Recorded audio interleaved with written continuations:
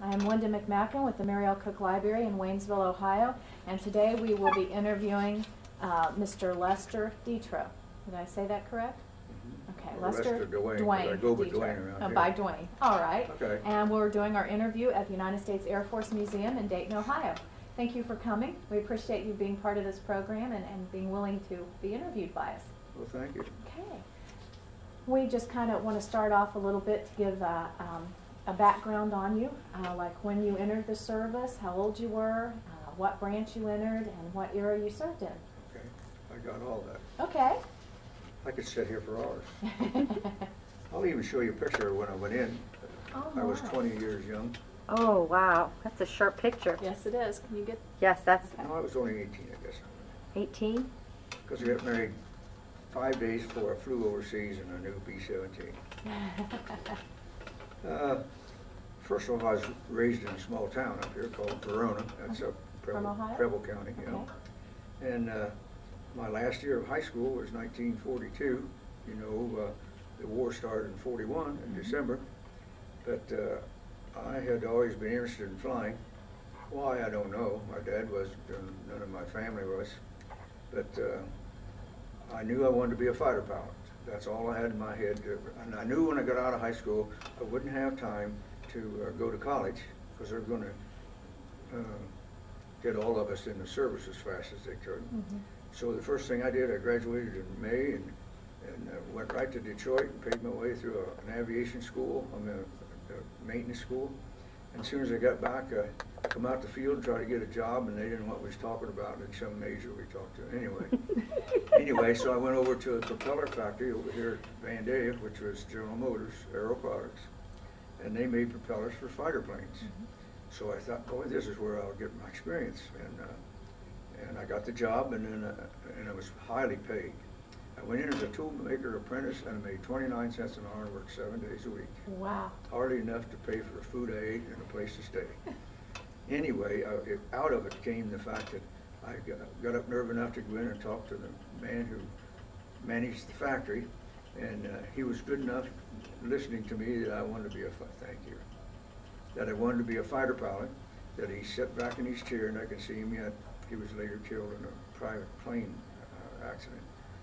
He said, I'll tell you what I'll do. I'll just send you to every position in this factory, and you'll know this propeller inside and out. And we have them mounted down there in the wall on display now. And I think that's the only reason I got in the Air Force. I just, so many of my buddies and friends went to infantry or Navy or something. If they put me in that, I said, just shoot me tomorrow because I want to fly something. So I went into the service, and I was down here in Kentucky for about 3 days, and they shipped me out to Fresno, California. I didn't even know where that was, but it was Air Force, so it didn't matter. And I stayed out there a short time, and they put me with the group. We were shipped to, these were older guys. I never went to a basic training, haven't you? I've been asking them all these years, but they won't send me. But, so they sent you to Fresno, and that's where you were assigned to your. No, I just was just a dropping off station, and they got some fellows out of another group, and they shipped us. All of them are Italians from New York City, and they woke me up in a hurry. Got a quick education, did you? And they sent us to Amarillo, Texas for 7 months, 7.5 months through B-17 school. Okay. So I was a little discouraged. It wasn't fighter training, but they told me not to be too concerned because we got you on the list, and when you get back to Fresno, which they told me in advance, you and one other fellow in the class was to be sent to City College of Los Angeles for training to become an officer. You had to do that first before you become a pilot. I might say at this point, my son did this. I talked to him so long, my oldest son. He served 26 years in the reserves and the Air National Guard in Springfield and here, flew F-16s and everything. Now works for a company that he travels all over the world and is doing great guns. Wonderful. Wow. And his son is in the Air Force down at Tampa, and he's been overseas already. He's just got out of college. And he's not quite finished because they yanked him out of that. He went to Agar, that's an island off of Saudi Arabia. Okay. Now I came home and I've been here a few weeks, and they've given him his shots. They're going to send him someplace else. He's a computer expert, celestial navigation. And all. Oh my. Okay. And my our oldest granddaughter was in 9 years in the Air Force, and now she works. She's a X-ray technician plus something else at the VA here at Dayton. So the whole family got involved in the Air Force. I hope I'm the one that decided to do that. Anyway, I got out of there, back to Hammerfield. Oh, then they shipped us around the country to just this other fellow and myself. The rest of them went to Iceland. Oh. Yeah, they stayed the rest of the war up there. I'm so Iceland? glad I was signed up to be a fighter pilot. I didn't even realize, did we fight in Ireland, or was it just a Iceland. base? Iceland. Iceland. Oh, it was so cold up there. Yeah. And no trees, no green grass, no nothing, you know. Ooh. And if I remember this when we get to it, because our plane, the new plane we flew across, we landed at Iceland. And I grounded the plane 2 days so I could see my buddies. And, okay. And anyway, all you do is dumb things. Nah. Anyway, then we got sent to gunnery school in Kingman, Arizona. That was about 3 months, I guess, maybe less. And from there, we were shipped to Ardmore, Oklahoma, and that's where we became a crew. This is when this group got together. Someplace I had that in my head, didn't I? Over there. Hope I didn't lose it. Did they take and Xerox it? Huh? Did they Were they take it? Xeroxing it for you? No, that's a picture that I can't replace it. I'll go find it. Well, we don't. It's on the backing. Backing is the cardboard. I just had it over there. Had it out over there. Oh, we don't. I don't see it. We'll let her go. I'll go look find for it. Is it the one with the airplane Yeah, and your it's got crew? airplane and a crew on I'll it. go find Aaron it. has it. And it's glossy. Yes, I'll go Aaron find it has it. right now. Well, isn't Okay. that So this is where she can go find that. So we'll go on anyway. Okay. So where you were in Oklahoma, and this is where you became a crew. Yeah. Now, we how spent many crew is there on a B-17? 10 men on a crew. Okay, and what were you assigned on I was the flight engineer, top turret gunner. I was right back with pilot and co-pilot. Okay. So we had a pilot, co-pilot. In front of him, he had a bombardier and a navigator. Then behind me, at the back of the Bombay, was a radio operator. Then 2 waist gunners, ball turret man, and tail gunner. That makes 10. Okay. Yeah. So, and we had 3 months of training. Okay. Then they gave us 7 days. 7 days to come back home. Took 2 days to get here by train.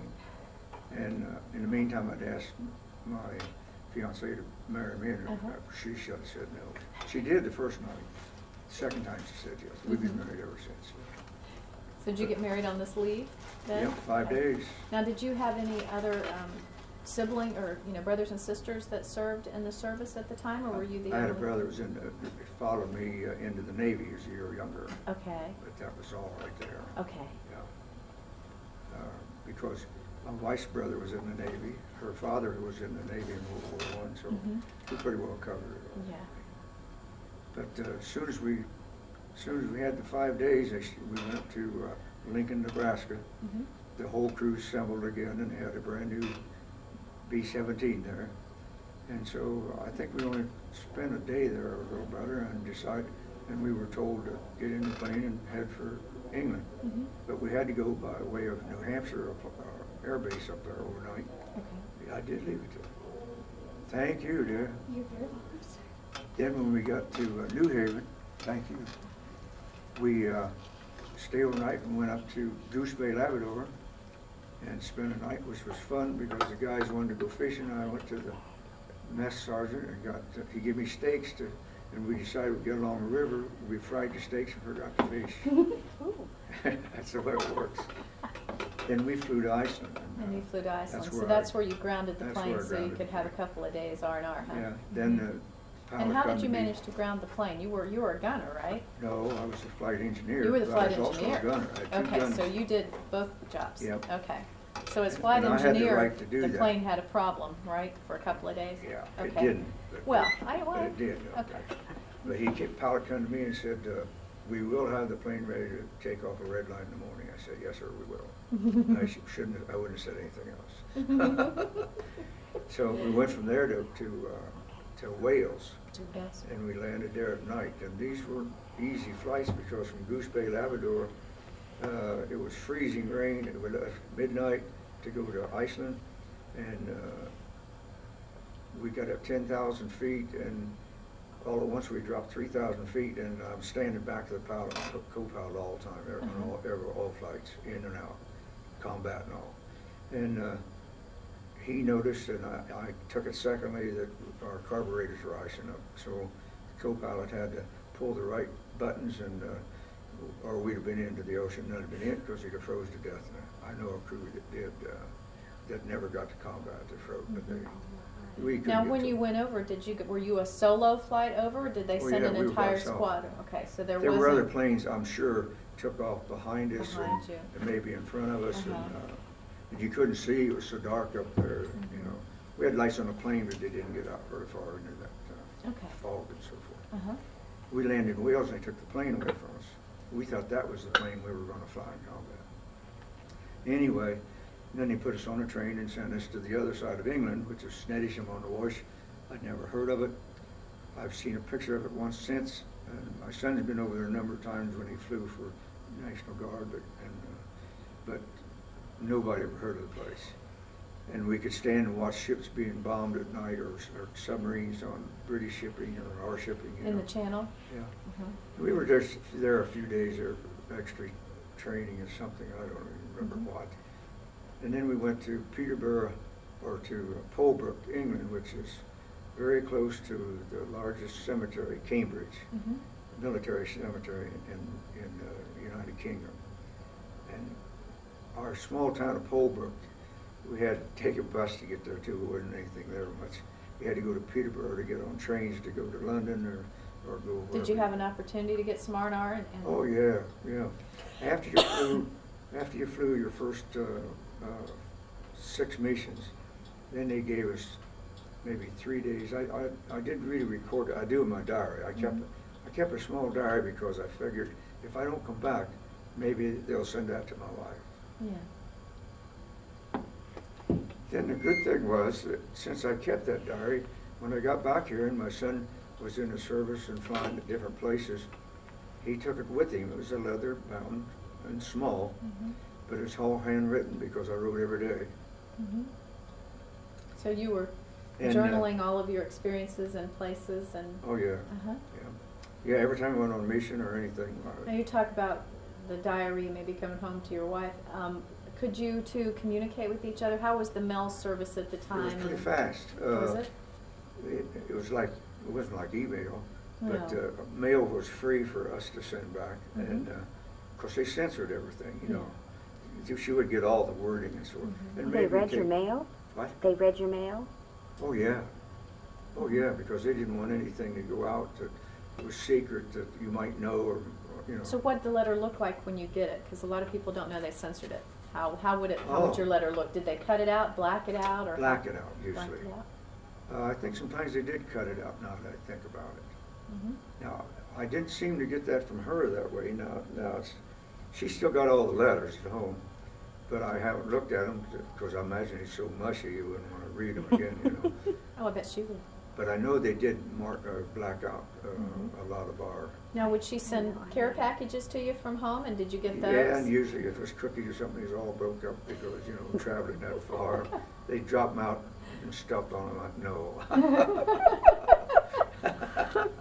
Yeah, but yeah, after the first 6 missions, that gave you the air medal. That's when I got the air medal. And I'd like to say right at this point, we slept in Nielsen huts, which were barracks to me.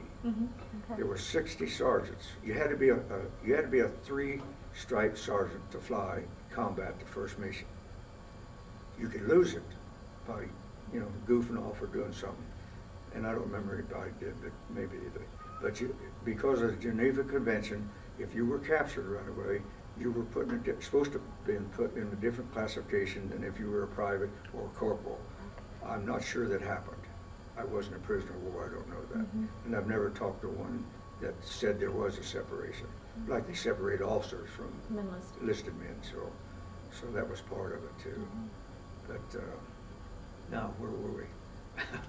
We were talking about censored letters and packages and how you lived at the time. You lived in a barracks. Yeah, there was 60 of us. How was chow time? What did you have for? Okay, there was 60 men in this barracks. There was double-decker bunks. There was one small stove at each end of the barracks, and it was cold over there in the wintertime, snow and all that bit. So I guess we just slept in a lot of clothes. And, yeah, because that went too. Now, was the B-17 cold? It didn't have a heater in it, did it? Did the B-17 have a heater? No, but the fellas asked me that in a minute, will you? Okay. In the barracks itself, the crews were pretty close. I mean, you were pretty hedged in. And when I first got over there, I've always been a kind of outward person, and I like people. So I got acquainted with several crews, and especially the flight engineers. We trade, data back and forth. And it seemed like every time I got close to them, they went down. So we made a pact in our own crew that whenever a new crew come in the door, front door, we would say hi, and that's it. We might shake a hand, but we don't want to know anything about you. We don't know where you're from, and this way we won't carry it all. In here, pardon me, I get kind of soft at times. So we sweated out the first mission, because we figured if we get through the first one, we'd be ready for the second one, right? What was your first mission? First mission, we went to Soest, and I'm not sure where that is in Germany. I have a copy. So you flew all the way from your base in London to England on a bombing run. Right. Okay. But we would take off like 20. See, there was 4 squadrons on each base, and I was in 509th, and then there was a 510th, and 511th, and 12th. And our barracks, to me, I'm going to say barracks, were right side by side, except you only had a bathroom at the end of one. So 2 o'clock in the morning, when you had to get up to fly, when you went to the bathroom, you had to run a half block or block. So there's one bathroom for 60 sergeants? For all the people, yeah, it was confusing at times. And the first mission, I found out later, you didn't know at the time, was the marshalling yards, which are, marshalling yards are nothing more than railroad yards. That's where they brought in supplies, brought in products, and took products out of cities that had factories and so forth, so the Germans could keep the war going on, So we went to quite a few of them. As I didn't get this to start with, where all we went to, till after I'd already had known where I went to the cities, and a lot of them I still don't really know where they are, But I knew, like Cologne, everybody's heard of Cologne. We went there 5 times and didn't hit the church, so we must have done a pretty good job. Not just our group, other groups too. Your aim was good. Yeah, but then they were all over Germany. The first 3 missions we had were what we call milk runs. It was very quiet. We only probably saw a couple fighter planes, and I don't remember whether it was flak or not.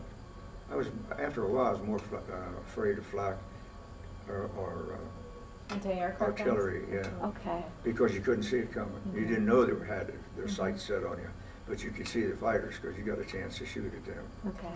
Now, when you went on these runs, when you went on your missions, were you escorted by fighter planes, or was it strictly the bombers going out on their own? For a long time when we got over there, the fighters didn't have enough tanks for gasoline to follow us all the way in. Okay. So they'd have to turn and go back, and then we're on our own, About all these missions were between 26 and 28,000 feet. That's a fur piece up there. It got to be 55 below zero at times. And if you don't think that's cold. They didn't have heat in the B-17 either, did they? Well, no heat, except they had heated suits for everybody, except the engineer was short, so he had to stand in the turret, or stand in his stirrup, in the turret on stirrups, which were like standing on a ladder rung all day for 8–10 hours. And I tried it one time, and electric shoes were in like bedroom slippers. They were felt, and they were very soft. I stood on that one day and I said, never again. So I wore 2 and 3 pairs of GI socks and heavy shoes, and then we had leather moccasins or leather boots that were wool inside, like our jackets and everything else. And I tried that, and that worked pretty good. You said you had heated suits? Yeah, can you explain They a little had bit heated about suits. the heated Oh, suits, yeah. what they were and what they were Oh, like? okay. For They those were who- nothing but more than, as I say, I only wore it once, so that's been a long time ago. They had electric cords they could plug in. It run off the battery of the plane? Right, Okay. off the batteries of the plane. And so they could adjust that so they could have more or less heat. We flew one mission where nobody had it. We were ready to take off, and the heat was out. But the tar said, "This is an all-out effort. You're going to fly. I don't care whether you put them all in the radio room when it gets too hot or too cold. As long as somebody's out there to protect you, some with the guns and so forth, till you get back over France or in that area." And that's what we did for the one mission. But they found out what it was like not to have it. I found out a long time ago. But when we did get escorted, it was really great. But I just read the other day where somebody shot down a P-51. Where would that have been? Huh. Anyway, we shot at P-51s at times because they looked like Messerschmitts. They made the companies made them so much alike that so the guys would say, "Okay, go on your own," and the 51s would take off. And you can't blame them. I would have done it. Now the P-51s were ours, right? Yes. Okay. They were beautiful. Little friendly fire there. They were the first ones to get extra belly tanks Were they? or wing tanks that could come in most of the way with the crews. Like I said before, after I was flying for a while, and I think we were all like that. We had more fear of flak, the 80mm howitzers, and than we were of the fighter planes. Did you encounter that just over Germany, or also over parts of France as you went into Germany? Sometimes over eastern France, they would have set up. Okay. And they were very clever because you could bomb today at one city and have very little flak or anything. And then see it come up on the board the next day that you're going to fly to this, and we'd be clapping, yeah, that's great. And they just maul us because they moved them in at night on railroad cars, their flak guns. They were very sharp on this, they could do that. And how were they as far as their accuracy? Did we lose a lot of planes with that? I only have to shut my eyes. Sometimes I would turn my turret and look out, and the planes would be blowing up around us or in front of us. So I just knew that when we got to their spot, we will have it too.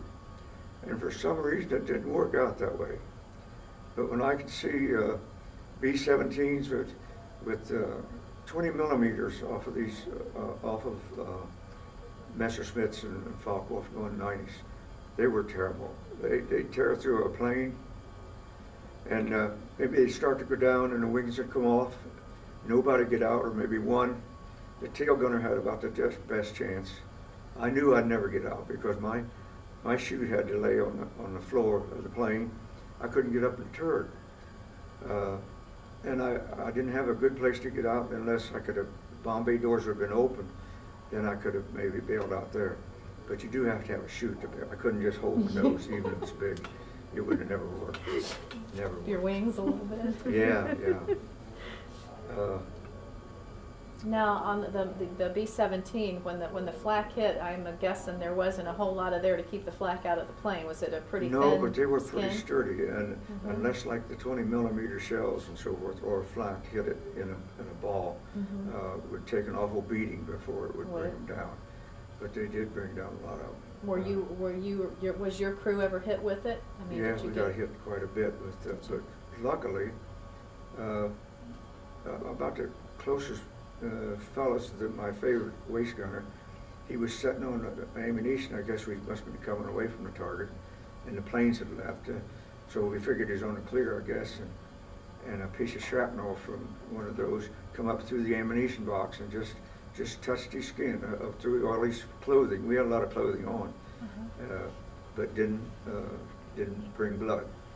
Wow. And it went through the ammunition box without exploding it? Right, no, yeah, without exploding, yeah. And my closest was, I heard a thud. I was pointed aft, back towards the tail with the guns, and I heard this thud, and I thought, uh-oh. I turned the turret quickly, and I could turn it immediately. And there was a hole about that big around the outer ring of my turret.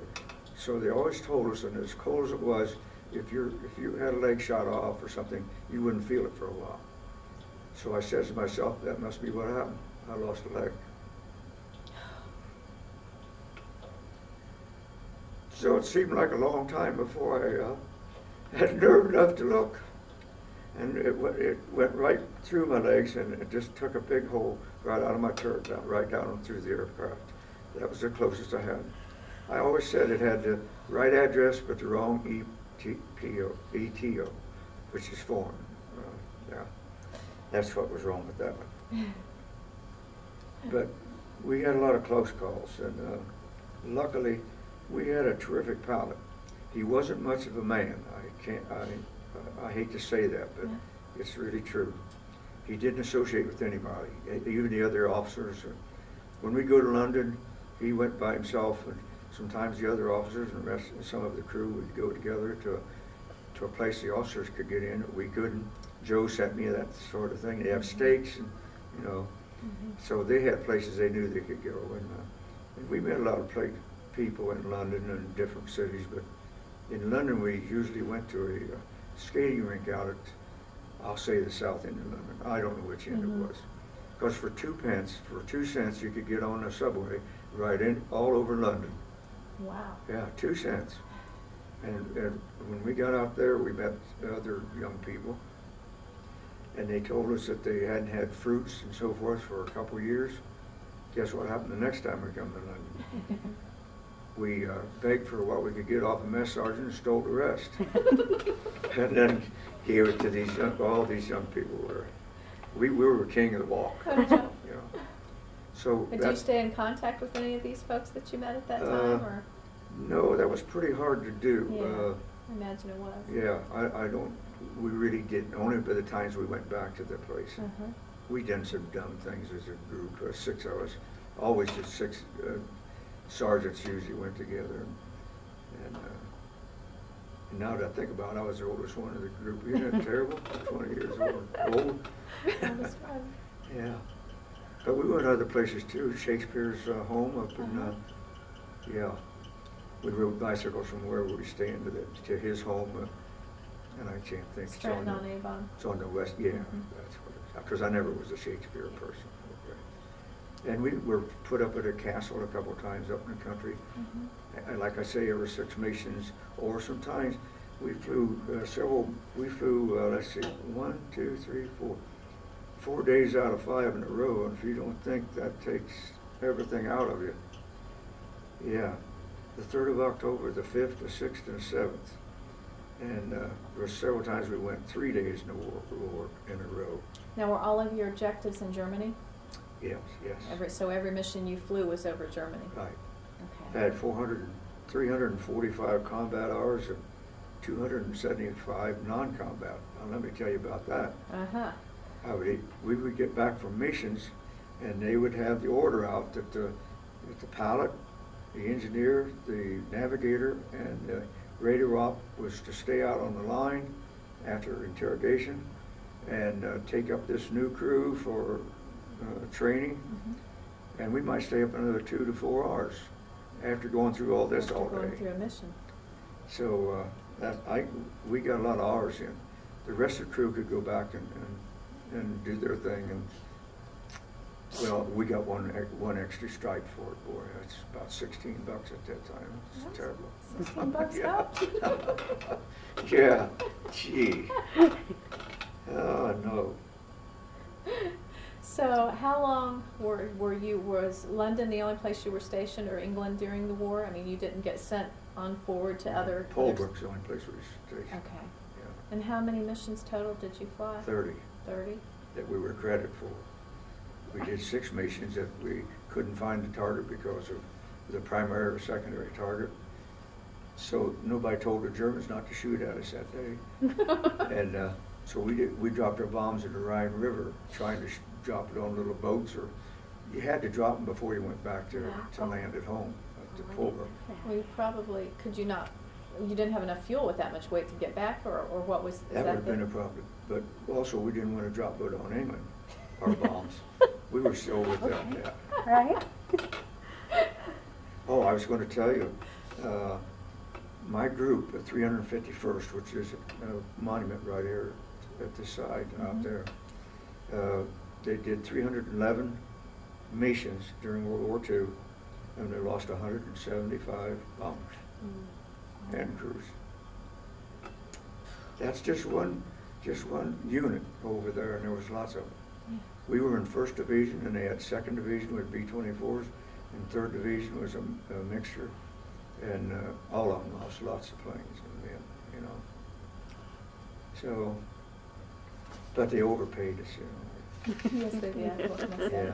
Well, let me ask you a few questions about what did you think of London at the time? I mean, here you were a kid from Ohio. What was it like being in London? The biggest surprise I got was when we got off the train, we decided to go to Piccadilly Circus. I thought that would be like sideshows on the side like we had as kids in these little towns. Well, it was sideshows all right, but not the kind I expected. Not the kind your mother would want you to go to? No, I don't think Mom would like that, or my wife. But it was different. It was different. And they had nice hotels downtown. We usually stayed at a hotel that we liked, or the Red Cross had a unit downtown that we could stay in, about 50 cents a night or something. And they probably give you breakfast or donuts or something. But other than that, some of the other, London was unique. We were there at a time when they were still throwing the V2 bombs. And I remember one night being on Now, just for the camera, the V2 bombs were German, missiles that were coming at London. Okay. Yeah, from their pens up north of Germany. And we were on a double-decker bus. All their buses were double-decker. And I happened to be on the bottom, but at least I heard an awful crash and an explosion. Here they had hit a lumber yard and another home or two beside it, and it just blew everything up, and you know, the flames right in close to downtown London. So they were still shooting. So they tried to bomb these people out of business, you know. Now, while you were in London, like when you had some R&R time, were you ever out and had an air raid siren go off and had to go into one of the air raid shelters in London? Or when that happened, did they make you go back to the base? No. I say yes to that because we usually were close to our train station, and when you went down to our subway station, they usually made you go downstairs, and there were people that slept there for months, and families along the wall in the substation, in these subway stations. And I don't know what they used for bathroom facilities or anything, but there was, you just couldn't believe how many people left their homes and spent the night after night there, you know. Wow. That was their home away from home. In the subways? In the subways, yeah. Yeah, it wasn't too clean either. I would imagine that. And it was cold and drafty, boy, when them trains come through. Yeah. Okay. Now, when were you released from service? I mean, after all these missions, I'm assuming you had more than enough points to rotate home. Yes, but I lacked 4 that they were to make out and didn't. So it worked out to my advantage because they said when I got back to the States, let me tell you how I get back to the States. Okay. That was great. By me saying okay in my pilot and staying with him 2 more missions and the rest of the crew finished. I did say that, didn't I? No, you didn't. Did I? No. He come to me and he said, Sergeant, we got 2 missions to go. This was in February. February 45. 45. And he said, I got a chance to make an extra bar. dumb me. I wanted to get home to a bar, all right, but be with my wife, not to. And he said, Sarge, would you, or Sergeant, he never called me Sarge. He said, would you stand down with me and fly with me? Didn't ask the other guys. They probably would have been smart enough to say no. But I didn't hesitate, I guess. I wondered afterwards, how can you be that dumb, Dwain? But I was. So youth. We flew the 2 missions, and when we finished the last one, March 8, 1945, we got back to England, and like usual, we couldn't get back to our base. It was fogged in. So we landed some base, someplace, but they were waiting on us in England, because many a night I spent sleeping in the nose close to this bomb site, because you're supposed to guard that with your life. The plane? Yes. So you spent nights. You spent nights at the plane. In the plane. I don't know why the bombardier did that. He got a bar. He's the one that was getting paid to watch that thing. But since I was a good guy and I was the only married man in the non-coms, I agreed I'll do that, which I did. But anyway, when we got back to the base of this night, on our last mission, even though it was an English base, they had a small plane there and a lieutenant colonel waiting to take the pilot and myself back to our base, fly us back right away. The commander wanted to see us or something. Somebody wanted to see us, I don't know. And which he did, and I figured just as soon as I get in that aircraft, he'll take off and probably run into a bunch of trees. Yeah, that's the kind of feeling. Because it was ready to go home, right? Yeah, I think so, yeah. But we made it home. Then, in just a few days, they shipped us to... So what did they want to see you so urgently about? Was it for a debriefing? Oh, no, to congratulate us for living that long to fly. They're putting up with each other, I guess. Congratulations, you lived a long time. Yeah. But then they shipped us both up to Scotland, Glasgow, Scotland. And that's the last I ever saw the officer, I mean my pilot. Never saw him since. He really treated me great. Yeah, he did me in. But at least I got on the Queen Mary. We loaded 250 of us sergeants loaded 4,000 wounded men in 4 days, and then we set off from home. All on the QE2. And we landed a day after Roosevelt died. Oh wow. Yeah. And where did you come back into port at? New York City. And they were playing One Meatball or something in the band that met us in the harbor. Gee, I thought, why don't they just shoot that whole bunch? But they give us a good meal. So then we got to go home from there, and home was I think I got probably 14 days maybe. Then I had to go to, they said, we'll give you a month down at Miami, Florida with your wife to go along, and Miami Beach. We'd never been to Miami Beach. And so we got down there. By the end of the week, they decided, we can't let you stay here any longer. You got 2 choices. You could go to the South Pacific. Since I was an engineer, I wanted to go to engineer school in Seattle on B-29. I didn't want to be a tail gunner. I said, no. What's the second choice? They said, Chanute Field, Illinois, and it's a prop school. I never went to basic training, so I didn't have to do any of that stuff. So my wife got to go with me there, and we spent 3 months. And when I was brought in before the commander at Chanute Field, he said, I want you to know that you're the only man on my base that has went to combat. Yeah. So anything you want, just ask. He was really good to us, I'll say that. But we lived off the base. He said, I'll tell you what I have to do, though. He said, I got to do something to make you part of us. I'll make you a barracks chief, but I'll take another sergeant with you, and you go down and look at it, and you don't have to go back anymore. You're a barracks chief, but you're wherever you want to be, you be. So that was pretty neat. So what did you do there? I went to school in props business. Props? Yeah, propellers. Okay. Which I never used to do. But that's all right. And I knew the one prop backwards or forward. Then they decided they shipped me to, I needed 4 points yet.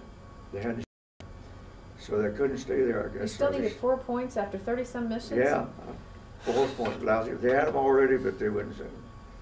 So they sent me to Sedalia, Missouri, as a crew chief on a C-46, and I had never seen one before. Never. And as soon Now as we, this was just, a C-46 was, it's not a bomber. like a C-47, like Okay, a but carrier. I mean, what kind of plane? Was it a supply plane? Yes, Okay. we got them out here.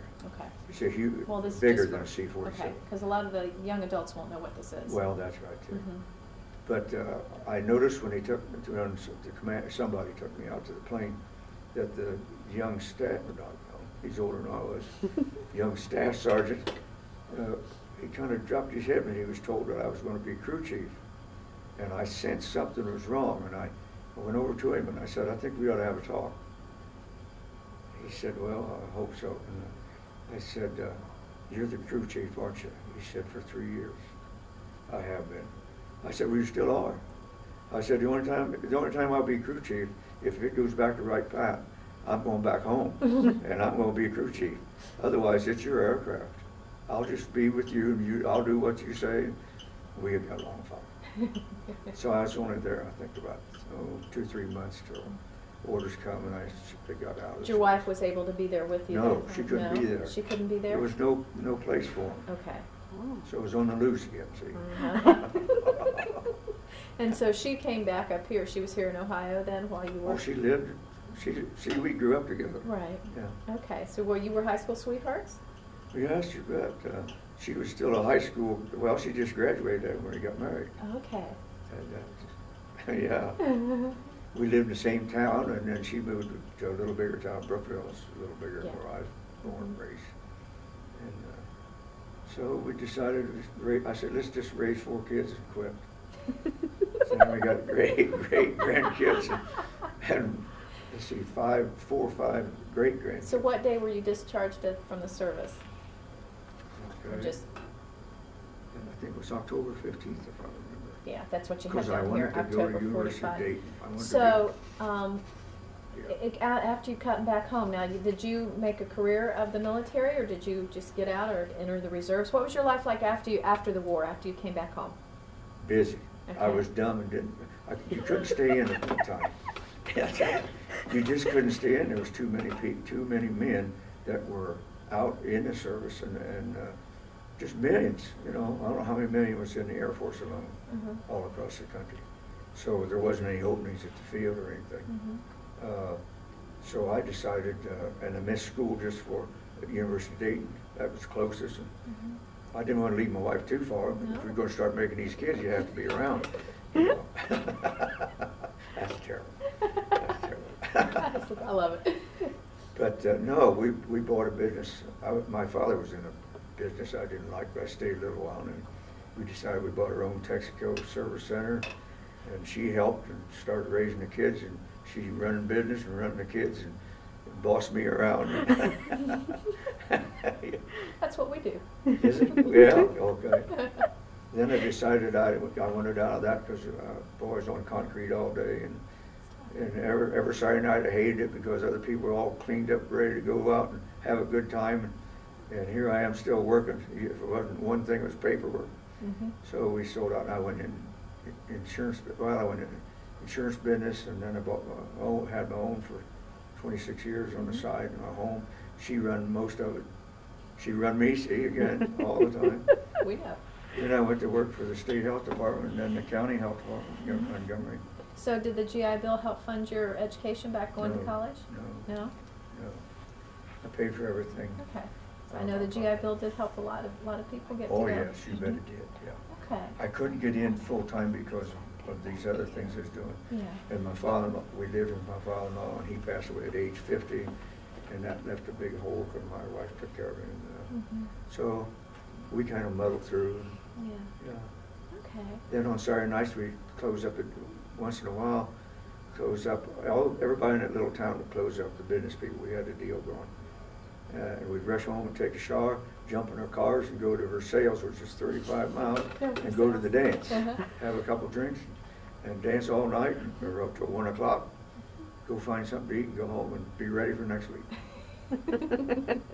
Well, in closing, what we all ask all of our veterans is next generation, many generations following will be seeing this, and for the young people coming up, if you had to pass on a thought, a bit of wisdom, a memory to those young people coming along about your time in the service, what would you like to leave for them? What would you like to tell them? I think I'd tell them, make the most of it. If you go into service, and I've always had a belief, I just got another fellow down the stairs, that at least every boy, now it's girls too maybe, should have to go into service 2 years, for 2 years after you go to high school. Mm-hmm. Before you go into college or anything else, get 2 years of service. I don't care what branch you go in.